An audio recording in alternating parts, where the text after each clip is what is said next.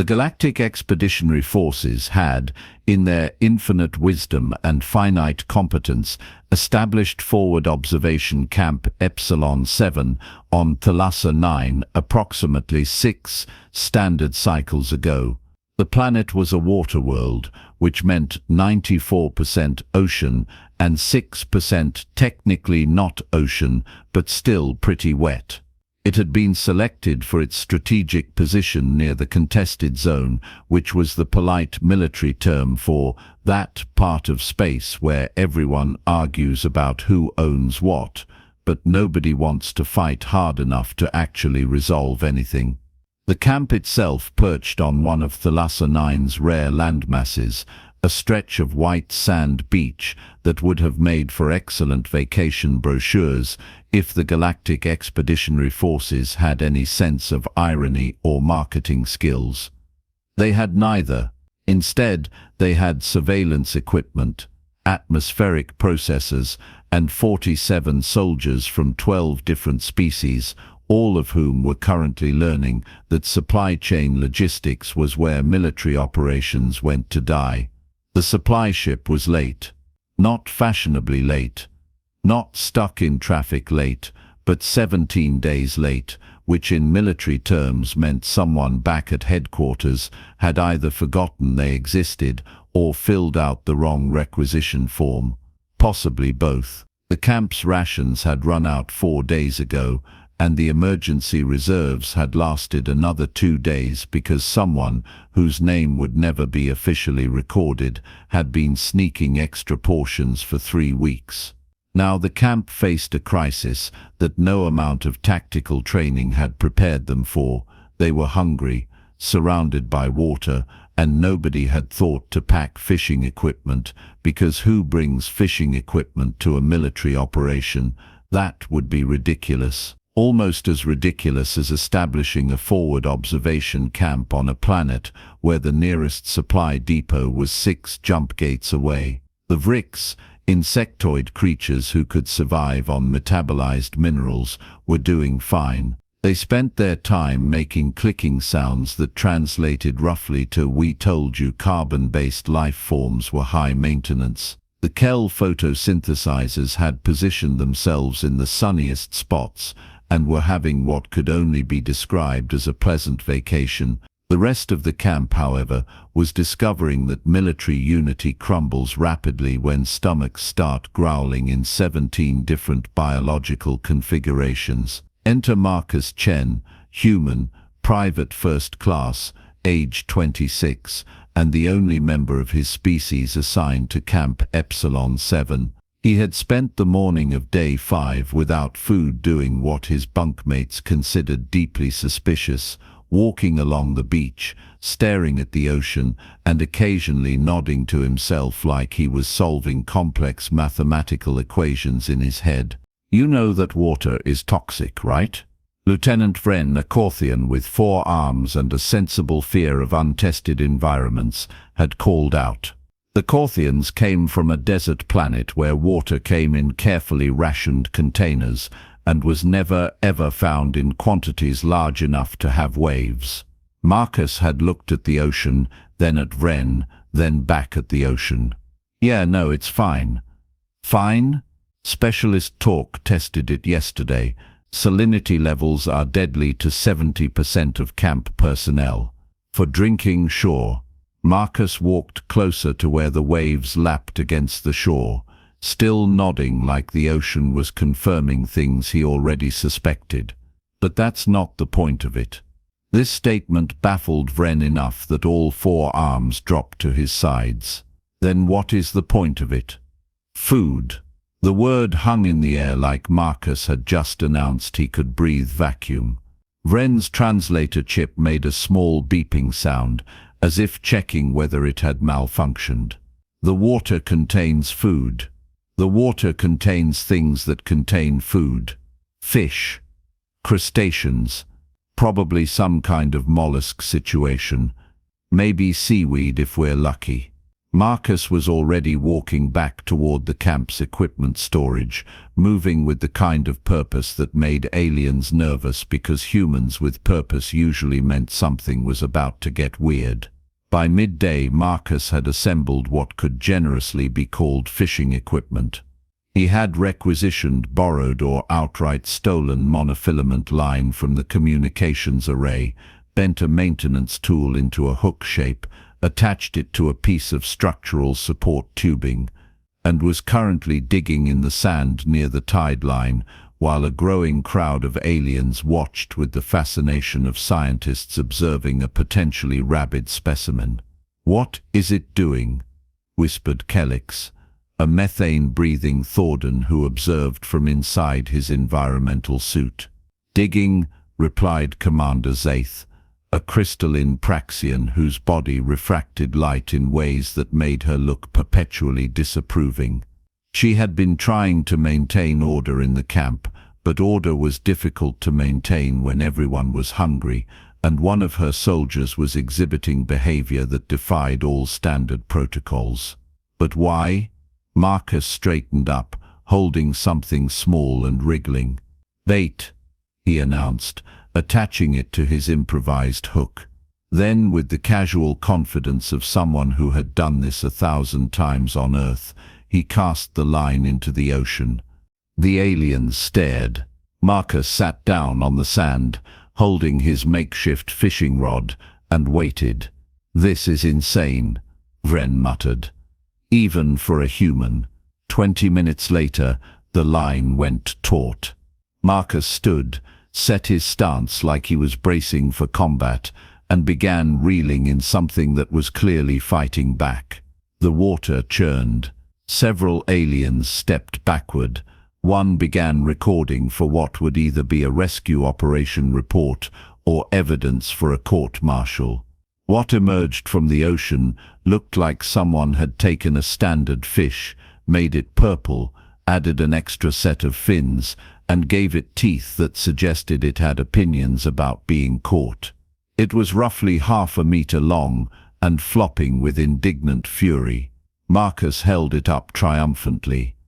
"Dinner," the camp collectively recoiled. "That," Commander Zaith said slowly, her crystalline structure somehow conveying deep concern, "is a predatory sea creature from an unclassified ecosystem. It's a fish.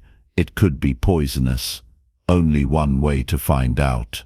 Marcus was already walking back toward camp, fish in hand, while his audience trailed behind at a safe distance, like he was carrying an armed explosive. What happened next would be filed in incident reports under unexplained human survival instinct and debated in xenobiology courses for years.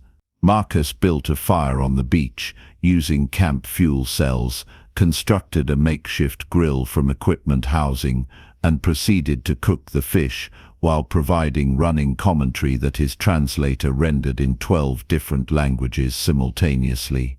"See, the key is getting the temperature right. Too hot, you burn it. Too cold, you're basically eating sushi, which is great, but that's a different thing." He scaled and gutted the fish with a utility knife, while aliens watched in horrified fascination. "On Earth, we've been doing this for like thousands of years. Fishing, cooking, eating things from the ocean. It's practically our whole deal in coastal areas." "Your planet has multiple coastal areas?" asked Kelix, his translator making his voice sound tinny through the suit speakers. "My planet is like 30% land, 70% ocean. We're basically Thalassa 9 with more continents and better supply chain management." The smell hit the camp about 10 minutes into cooking. It was savory, slightly smoky, and triggered hunger responses in species that didn't even realize they had hunger responses.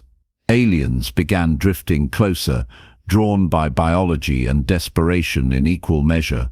Medical Officer Thren, a cautious Pelothian with 6 eyes and an oath to preserve life, approached with a scanning device. "I should test this before anyone consumes it." Be my guest. Marcus flipped the fish. The skin had crisped nicely. Thren's scanner beeped, processed and displayed results that made 3 of her 6 eyes widen. It's nutritionally compatible with 14 species in this camp. High protein, omega-3 analogues, minimal toxins. This is actually food. Told you. But how did you know? Marcus shrugged. A gesture that translated poorly across species but somehow conveyed his entire philosophy. Fish is fish. Water is water.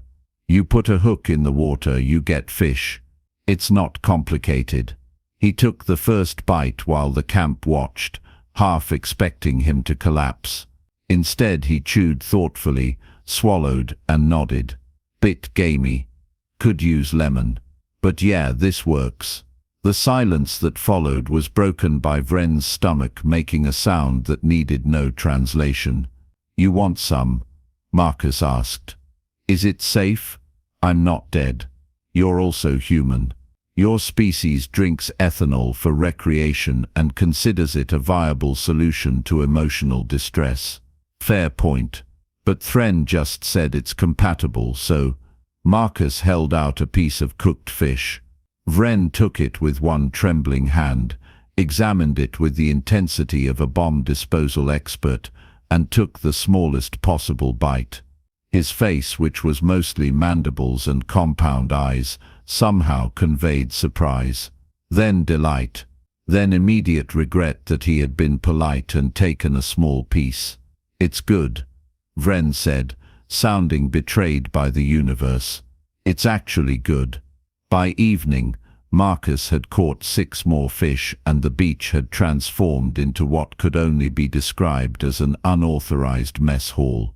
Aliens who had been starving that morning were now watching carefully as the human demonstrated cooking techniques, explained heat distribution and fielded questions about Earth's apparently insane practice of deliberately living near large bodies of dangerous water. So your species just goes into the ocean? Asked Kelix, still safely in his suit, but visibly intrigued. For enjoyment, swimming, surfing, diving, sailing, yeah, we build cities right next to it. Major population centers. That seems tactically unwise. Hurricanes would agree with you.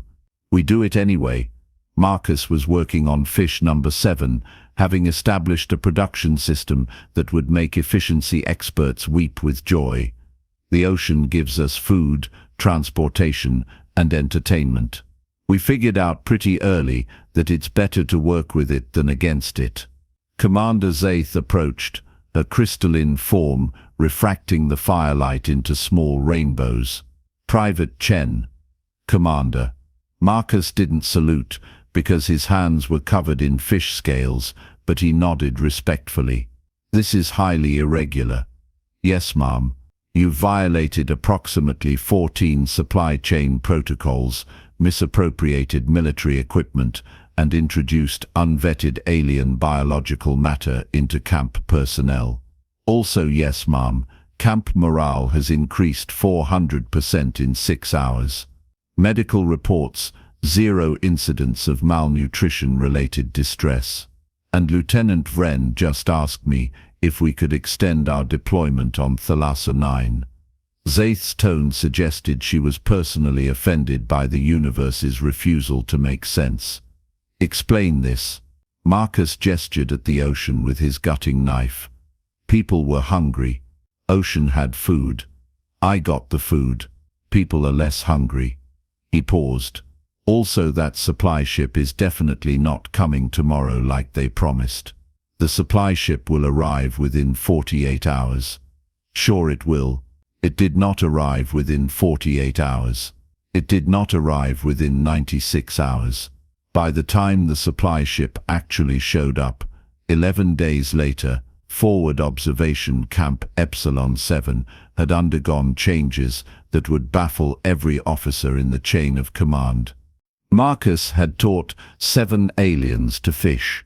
3 of them were better at it than he was, which he found personally offensive, but professionally encouraging. The beach kitchen, as it had become known, operated on a volunteer basis with rotating shifts. Someone, probably Kelix, had constructed a proper grill using materials whose origin nobody wanted to investigate too closely. The Vricks, who didn't eat fish, had started collecting shells and arranging them into decorative patterns, which they claimed was for morale but looked suspiciously like art. 2 Kel photosynthesizers had positioned themselves near the kitchen and declared that watching food preparation counted as entertainment. They weren't wrong.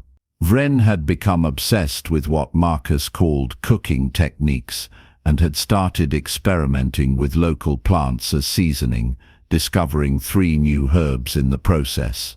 One of them was mildly hallucinogenic to Corthians, which everyone agreed to never mention in official reports. The camp's surveillance mission continued. Technically, sensors still monitored the contested zone. Reports were still filed, but they were filed by well-fed soldiers who had accidentally discovered that cross-species cultural exchange was significantly easier when everyone had full stomachs and a beach to relax on. Medical Officer Thren had compiled an extensive database on Thalassa-9's marine life, nutritional profiles, and preparation methods. She claimed it was for scientific purposes. The recipe section suggested otherwise. When the supply ship finally descended through Thalassa-9's atmosphere, its captain expected to find a desperate military camp, possibly casualties, certainly complaints. What he found instead was something his training had not prepared him for: aliens playing in the surf, an organized fishing operation, and smoke rising from what appeared to be a beachside restaurant. Captain Oryx, a by-the-book Krenthian who had never deviated from protocol in 40 years of service, stood on the beach and tried to process what he was seeing. His cargo hold was full of emergency rations, medical supplies and replacement equipment. None of it appeared necessary. Commander Zaith, report. Zaith materialized from the kitchen area, where she had apparently been learning to identify properly cooked fish by color. Captain, welcome to Camp Epsilon-7. What is happening here? We ran out of supplies. Private Chen solved the problem by creating a beach resort, by utilizing local resources in accordance with survival protocols. Survival protocols do not include recreational fishing. Marcus chose that moment to emerge from the ocean, soaking wet, holding a net full of something that looked like purple shrimp. Oh, good. The supply ship. You guys want to stay for lunch? We've got fresh catch. Captain Oryx stared at the human, at the camp, at the ocean, and at his supply manifest that suddenly seemed completely pointless. This is a military operation. Yeah, and we're operating great. Want to see the surveillance reports? All filed on time, no missed data, everyone's healthy, morale is high. Plus we found these shrimp things. They're amazing when you grill them. Marcus shook the net enthusiastically. What followed was 3 hours of the most confused inspection in Galactic Expeditionary Forces history. Captain Oryx reviewed reports, interviewed personnel, examined equipment, and found absolutely nothing wrong with the camp's operational status, except that everyone seemed bizarrely happy about being stationed on a waterworld with unreliable supply lines. The final straw came when Lieutenant Vren, who had previously filed complaints about the camp location, personally requested that his deployment be extended. Extended? You want to stay here? Yes, sir. I've learned 17 fishing techniques, and I'm developing a hypothesis about tidal patterns. Also, Private Chen says next week we're trying something called ceviche. Captain Oryx filed his report from orbit, unwilling to spend another moment on the beach where military doctrine went to die. His recommendations included relocating Camp Epsilon-7 to a planet with more reliable supply access, implementing strict protocols about fraternization with local ecosystems, and possibly studying human behavior under resource scarcity conditions, because clearly their species had a fundamentally different approach to problem solving. Command's response arrived 3 weeks later. After extensive debate, consultation with xenopsychology experts, and what must have been several very confused meetings, they declared Thalassa-9 unsuitable for military operations, but ideal for a cross-species cultural exchange program. Camp Epsilon-7 would be redesignated as Diplomatic Station Thalassa, focused on fostering cooperation between Galactic Expeditionary Forces personnel from different worlds. They never mentioned the fishing. They never mentioned the beach kitchen. They very carefully never mentioned that a human private had accidentally created the most successful joint species operation in recent military history by refusing to accept that starvation was an acceptable response to bureaucratic incompetence. Marcus received a commendation for innovative resource management and a promotion to specialist. He also received a formal request from Command asking if he could prepare a manual on human oceanic food acquisition techniques for future deployments. He submitted a 3-page document titled "How to Fish, Just Put the Hook in the Water and Wait." Command filed it under unhelpful but technically accurate. 6 months later, Diplomatic Station Thalassa had become a mandatory assignment for officers from every species in the Galactic Expeditionary Forces. They arrived expecting some kind of experimental training program. They left knowing how to fish, cook over an open flame, and work alongside species they had never bothered to understand before, all because they were too hungry to maintain their prejudices. The Galactic Expeditionary Forces never officially acknowledged that their most successful diplomatic initiative started because someone forgot to file a supply requisition on time. They definitely never acknowledged that the solution involved a human, an ocean, and the revolutionary concept of just eating the fish that are literally swimming right there. But in quiet moments, in officers' clubs across 12 systems, veterans of Thalassa-9 would share stories about the time the supplies ran out and everything somehow got better. They'd talk about learning to fish, about cooking over fires, about sitting on a beach with aliens from worlds they'd never visit, and realizing that hunger was universal, but so was the satisfaction of a good meal. And somewhere in the ever-expanding files of unexplainable human behavior, which grew larger every year and showed no signs of stopping, was a report about forward observation Camp Epsilon-7. It included surveillance data, nutritional analysis, and a single photograph of a human teaching a methane-breathing Thordan how to cast a fishing line into an alien ocean. The bureaucrats at Command who reviewed these files never quite understood what they were looking at.